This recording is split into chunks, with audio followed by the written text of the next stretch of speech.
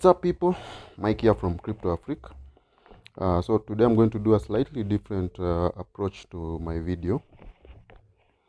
So I've been making some videos about cryptocurrencies and Bitcoin, and apparently from the genesis of it, I'm still getting a lot of questions about what exactly Bitcoin is. I have to say this. The whole Bitcoin concept and technology is a little bit difficult to understand for almost everyone. You have to do a lot of study. Uh, Someone had actually said, unless you spend 100 hours, learning about Bitcoin, you may never ever fully understand it. Now 100 hours is quite a lot. That would take you approximately 2 months doing 2 hours every day. Yeah, and actually that might be the actual amount of time you need to fully understand the whole concept and the whole idea and how the whole thing actually works. So I'm going to do a subsequent video about the same, trying to explain what it is, how it works, yeah, and so on. So you have to understand several aspects for you to understand Bitcoin properly. Yeah, so the first thing you need to understand is what is money. What is money? How does it come about? What is the rate in which we get new money in circulation? You need to understand things like inflation and all that, so that you can fully appreciate or you can fully understand what Bitcoin is and how it works. Yeah, so I said Bitcoin is three things. Bitcoin is a currency. It was the person who created it, or the people who created it were creating a currency. So it's a currency. It's also it's a commodity, and a commodity. The reason I say it's a commodity is because people will trade it for profit. People will trade it for profit, and that is also true for other cryptocurrencies as well. And that's a function of That's a function of its characteristics. People saw that this thing is quite volatile in its price. So if the price changes oftenly, makes it a good candidate to be traded. And then I also said, lastly and most importantly, that Bitcoin is an asset. And an asset because it appreciates in value over time because of its characteristics. But above all is that Bitcoin introduced a very important technology.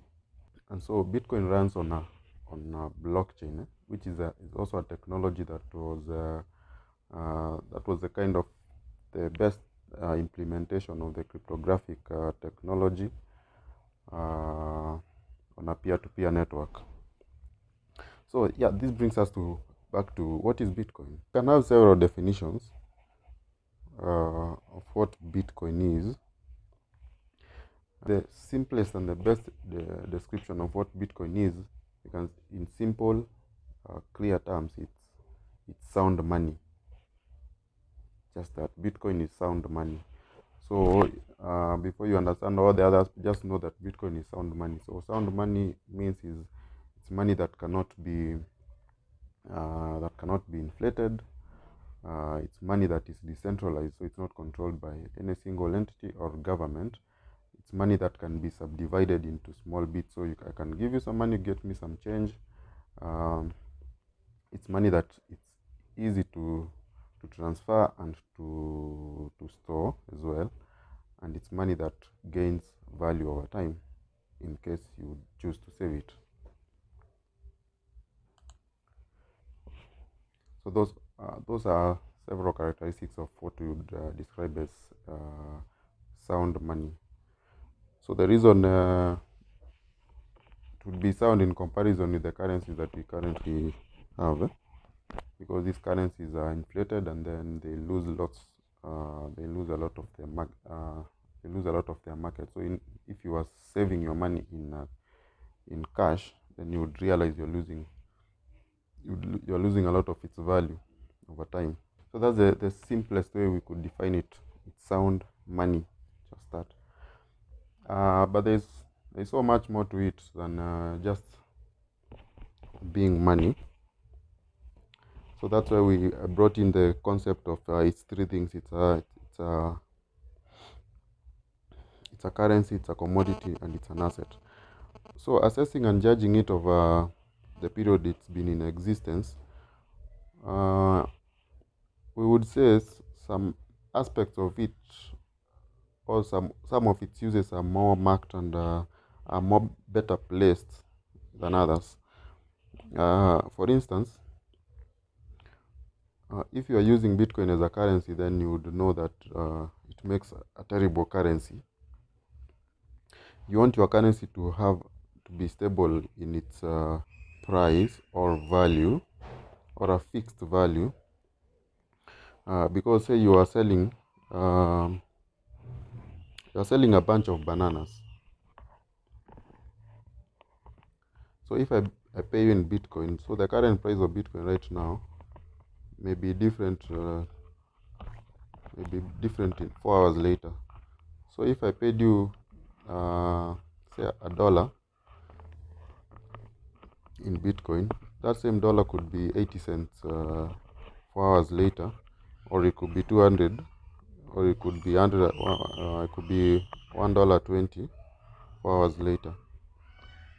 If it gains value, good for you. If it loses value, it's really bad for you, because you'd be making losses of a short period of time. That's why we say it's a bad currency. You would rather have something that has a fixed value for day-to-day currency exchanges. And that was one of the reasons that there was an introduction of there was a creation of what we call stable coins, because they have a fixed value, so you can plan on for example, your business based on that.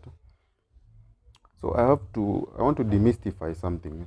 There's a lot of people that come into the Bitcoin space not fully understanding what it is. I usually say you have to fully understand it, or try as much as you can to understand it before you even engage in it.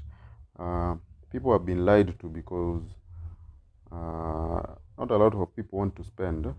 I say, like, you need 100 hours or so to kind of comprehend the whole Bitcoin concept and everything, how it works. So a lot of people will not give that time. So it becomes very easy for them to be lied to or to be duped, thinking Bitcoin is something that you can come make some quick cash and get out. So that's wrong. Bitcoin is not an avenue for you to make any cash. It's not an avenue for you to make any money. Okay, it's a digital. You can call it a digital asset. It's an asset. If it makes you money, well and good. If it doesn't, I think it's wrong and unfair to say it's a scam. So if you're not willing to put in the time and lots of it to actually understand what it is, then I think it's probably a wrong move for you to engage in it, because you're going to buy the Bitcoin, check the price tomorrow, find your Bitcoin has lost 15%, you panic, you sell it for a loss, and you call it a scam, or it loses 30% or 50%, and you say it's a scam because you've lost your money. But if you fully understand it, then you know when you buy some, you're actually doing yourself an injustice by selling it. It's actually, I think, my opinion is it's a really bad idea for you to sell your Bitcoin, because it's an asset that as more and more people actually understand it fully, will grow over time in terms of its value proposition, its use cases. It's the if I can call it, the liabilities of Bitcoin, of you owning Bitcoins, are very low. So there is no like maintenance fee. You don't have to worry about anyone confiscating your Bitcoin. You don't have to worry about maintenance. You don't have to worry about anything. The only thing you actually need to worry about is how safe is it. So how safe are you keeping your private key or your recovery phrases? That's it. So it doesn't need any form of service. It's like maybe owning some piece of property. If you are owning say a car, as much as that is a depreciating asset, you know for sure you need to service your car. You know probably you need to do some paint work after some time. You'll have to worry about where do I park my car safely so that someone does not take away my side mirror, and so on and so forth. I think the same would apply if you're owning a piece of land or any other piece of property. There will be some form of maintenance fee that you need. Maintenance fee, probably some security aspects to it that you may need. So if you look at it that from that kind of perspective, then you would know that you're in a really good position if you hold some Bitcoin, because all those doesn't apply to you. And then the fact that in case you need to convert your asset into cash for Bitcoin, if you say you keep it for 5 years or 10 years, you would the chances of it, as much as it's not guaranteed, but the chances of it having to have appreciated significantly is way better than probably most of these other assets. But it's really important that you understand what it is before you do all that. So Bitcoin is not a channel to make anyone quick cash, not a channel to make anyone rich. However, based on the technology and its prospect of what it could be and what it can do and its use cases, then that is what we use as a basis of knowing that it will most likely appreciate over time. And when you fully understand it, you realize when you buy your Bitcoin, you keep them. You're not thinking about I'm going to sell it tomorrow, the next week, or the other month. You are probably not even thinking of selling it, not even in a decade or more. And that's very important.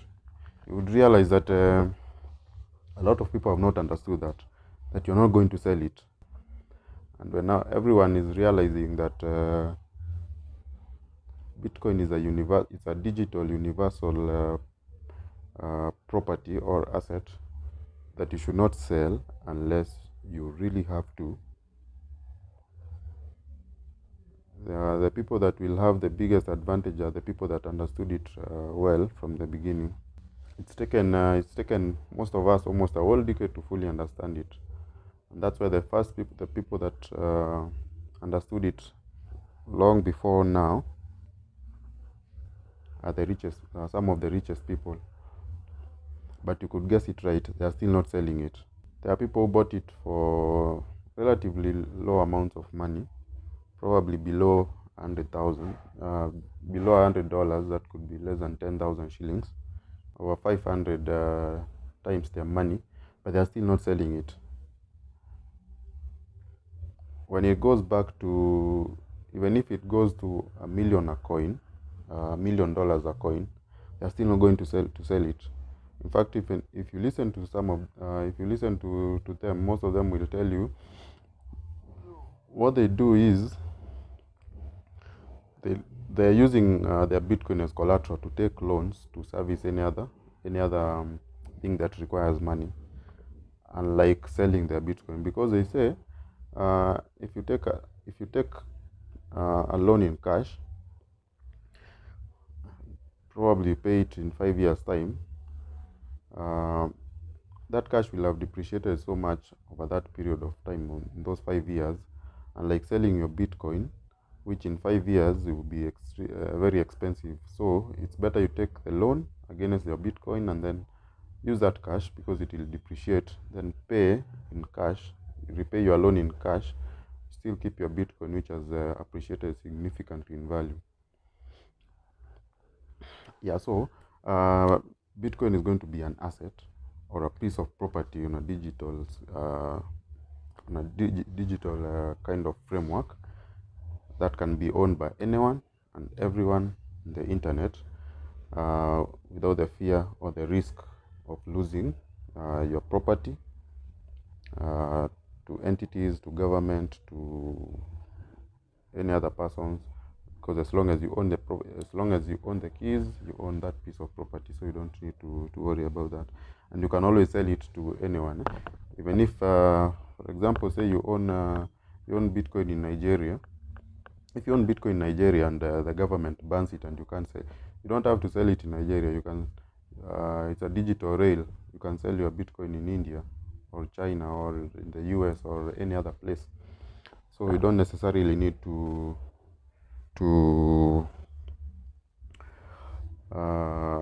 be worried about anyone, maybe a government banning it. And that's why you can see the people that are fully understanding it. We have an example like El Salvador, the country.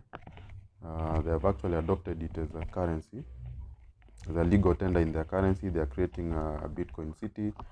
They are having Bitcoin mining on energy that's being produced by a volcano. That's some renewable form of energy. So I also think it's extremely important that African countries, maybe Asian countries, South American countries figure out that Bitcoin is a good prospect for their nations and nationalities in wealth creation and making their people's lives better, because most of these countries, people don't have property rights, you can't afford or maintain or access a bank account. But now with Bitcoin, you just need a mobile phone. You can have your wallet on your phone. There are these cheap wallets. You can there's what you call the Bitcoin Lightning Network, which is on the which is what we call like a layer 2. So it's cheap, it's fast, it's easy to access, to use, and everything. So just send an invoice to someone, they send you the Bitcoin, and the whole thing is relatively easy. But the most important aspect that I have to repeat is we need to fully understand what Bitcoin is. If you don't understand, then it becomes very easy for you to maybe lose money or say it's a scam. The other thing that I said in one of my videos is you should never ever sell your Bitcoin for a loss. You don't have any reason to do that. The only interval between you losing money and making money is waiting. You just need to wait. Don't need to worry about or this government has said this, or the price of Bitcoin has gone down by 30% over the last week, so I need to just need to wait. Just relax, wait. Your Bitcoin is not going to expire. It's not going to it does not expire. It does not deduct, does not need any form of service fees. So you don't have any concrete reason that you say I'm losing value, or this is going to happen, my Bitcoin is going to expire or something. Yeah, so the only difference is you just wait. Just relax, wait. The market will do its thing, and then at some point it will go up. So if you really desperately think that you need to sell it, you just sell.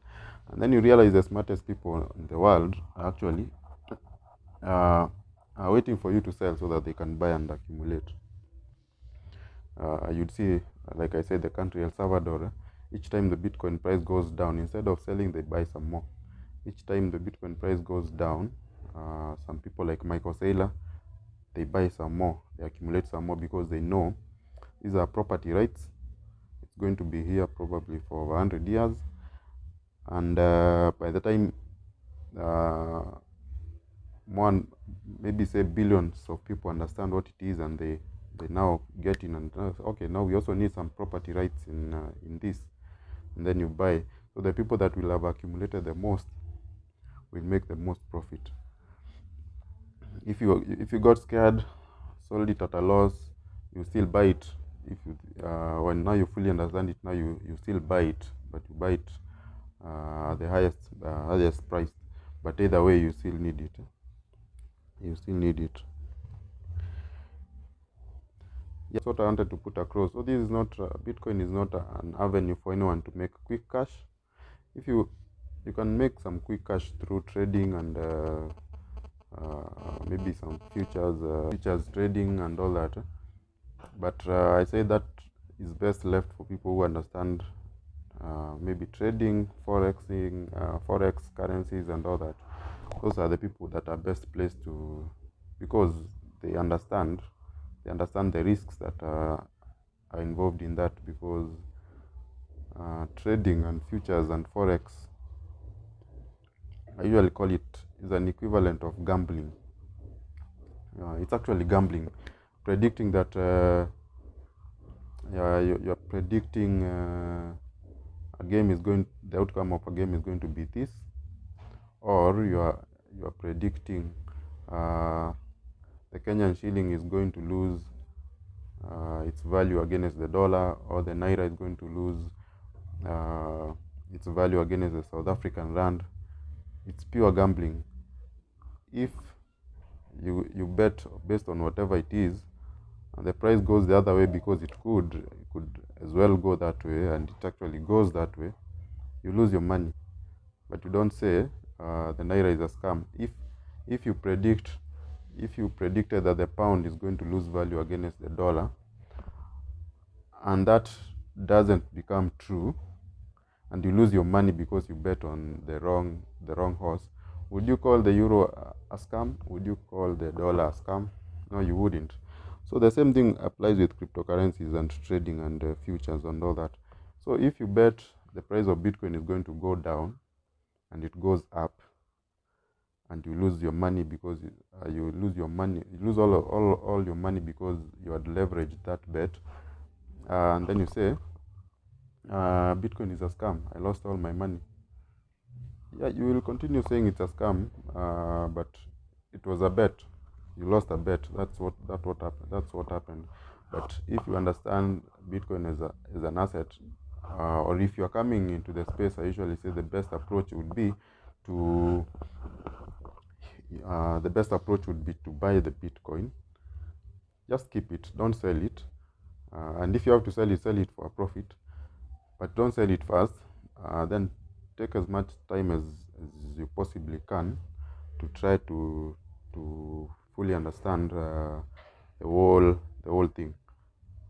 You can watch videos on YouTube. You can read articles on newspapers. You can read articles online. You can see some forums online. Just try to learn as much as you can, so that by the time you're finishing and by the time you're understanding the whole thing up, you've not lost money. And you only lose money if you sell, and if you sell for a loss. And the only difference between you making a loss and a profit is waiting. That's it. You just need to wait. Be patient. When you're patient, you don't lose any money. Yeah, so I think that's an easier explanation of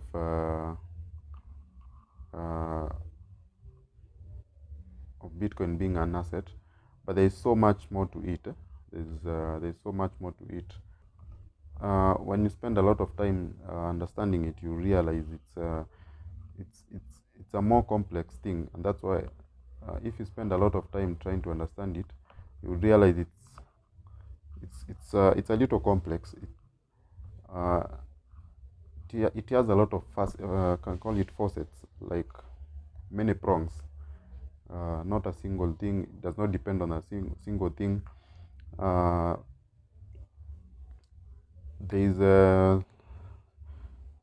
someone said this, and it's actually true. So with Bitcoin, not just being a technology and money and all that, there are so many aspects that makes it what it is, There's some physics, there's mathematics, there's a lot of science, there's economics, uh, there's politics in it, there's culture in it, and all these things are actually merged into into an amalgam of some complex piece of technology that kind of adjusts itself. It's like uh, an analogy was used by Michael Saylor to explain the whole Bitcoin concept as trying to understand something like an aeroplane. If if you think like say a boat or any other piece of technology like maybe a whole car, a moving car. If you understand it as that, then you would realize it's not as something as simple as easy that people don't to understand. So the analogy goes like this: if if you wanted to create, if you are creating a car, uh, then you would realize a lot of things affect that car before. It's not just bringing some piece of metal together, putting in an engine and letting it move. So you have to be careful about what material do you choose for durability, for weight, and a material that can be maybe easily manipulated. You have to figure out how do I make this engine, uh, what fuel do we have, what happens in case this fuel goes low, does the engine blow up, does the engine is there a way that the engine can adjust itself in case this fuel is going down? Then how do we get this kind of balance in case the right wheel goes in busts? What happens to the car? Does it roll over? uh, in case uh, the battery dies, does the car just stop? In case what in case the brakes fail, uh, if we have 4 brake pads, do does the car just stop, or does the other brake pads adjust so that we are able to still use the brakes even if not as efficiently? And then you realize, so it's not just about creating something. It's a wholesome thing that you have to think about everything. And that's why we say the Bitcoin, the person who created it put in a lot of heads. Probably it was not a single person, it was not a single concept, because you have to factor in everything. This government is probably is going to ban. So what happens if we have 50% of all the miners that are securing the network? Maybe they're in the same country, and that country bans those miners. So what happens to everyone else? So the whole network just readjusts itself based on that. Uh, what happens to the supply as more and more people coming into the network? And what does it do to the value? And what does it do to the security of the network? And what happens to cultures and all that? So it's a whole complex thing. But the easiest way to understand it, it's pure money, or it's economic. It's a digital economic energy. So when you understand it, then you if you keep reading, then you know that this is it's something incredible. Yeah. So in summary, I would say uh, it's not easy to understand. If anyone lied to you, uh, you can watch a single video and understand what Bitcoin is. That's probably a lie. You're not going to read a single article and understand what Bitcoin is. That's also a lie. You have to spend a lot of time. Even the creator, I think they spent probably years before they could even understand their own concept properly. I'm not taking anything away from them. I'm just saying it's complex, but you have to put in the work to understand it, and then you would understand how incredible technology it is, and you understand how uh, uh, why it's important, why it never goes away, why. Even you see, we could say a lot of people say it's a scam, and then it just never goes away. You would have noticed that since 2013, everyone calls it a scam. Why would you trust that it will never die like any other of this? And then you call it scam, people ban it and all that. But it's like that nasty X that never goes away. They're always around. So what that means, or the reason it never goes away, is because there are people who've understood what it is. And for the people who have understood what it is, it doesn't really matter to them what governments think. They least care whether you call it a scam or you tarnish, because there is no CEO, there is no company that you can go and report. There's no one. There's no one that you can. There's no single entity that controls it. There's no CEO for it. It's just pure network, and people believe. So it doesn't matter how much you tarnish the name, because it's not mine. It's not the next person's. It's everyone's. Yeah.